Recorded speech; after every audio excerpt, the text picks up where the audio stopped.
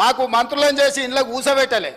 మేము కష్టపడి కింద నుంచి జిల్లా పరిషత్లో పనిచేసినాం, శాసన మండలిలో పనిచేసినాం, శాసనసభ్యుడిగా పనిచేసినాం, పార్లమెంటు సభ్యుడిగా పనిచేసినాం, ఈరోజు ముఖ్యమంత్రిగా పనిచేస్తున్నాం అధ్యక్ష. ఇదంతా స్వయం కృషితోని కష్టపడి తెలుసుకొని అవగాహన కల్పించుకొని సభలకు వచ్చినాం అధ్యక్ష.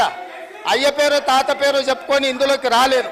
కాబట్టి దయచేసి వివాదాల వైపు చర్చ వద్దు, వివాదాల వైపు చర్చ వద్దు. మీరు ఈ చర్చలో పాల్గొనండి, ఈ చర్చలో పాల్గొని మీ అభిప్రాయం చెప్పండి.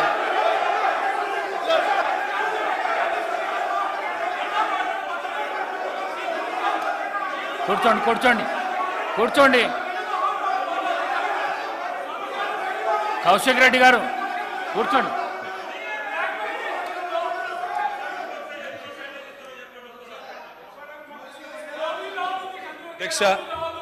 అధ్యక్ష ముఖ్యమంత్రి గారికి అధ్యక్ష మీ నాయకుడు మాట్లాడుతున్నాడు ఒకసారి. అధ్యక్ష ఎవరు మాట్లాడినా హౌస్ ఆర్డర్లో మీరే పెట్టాలి అధ్యక్ష. వాళ్ళని కూడా కంట్రోల్ చేయాలి, మీరు మమ్మల్నే కాదు. పెడతలేరు సార్. అధ్యక్ష ముఖ్యమంత్రి గారికి సహనము సంయమనము ఓపిక ఉండాలి అధ్యక్ష.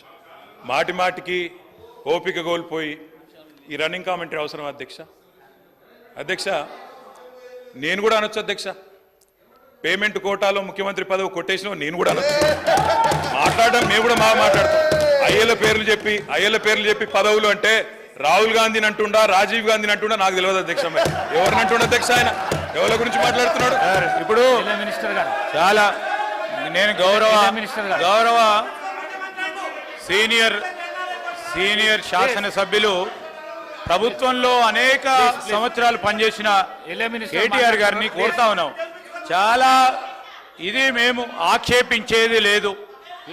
ఈరోజు వారు మాట్లాడిన మాటలు తప్పకుండా వెనక్కి తీసుకోవాల్సిందే.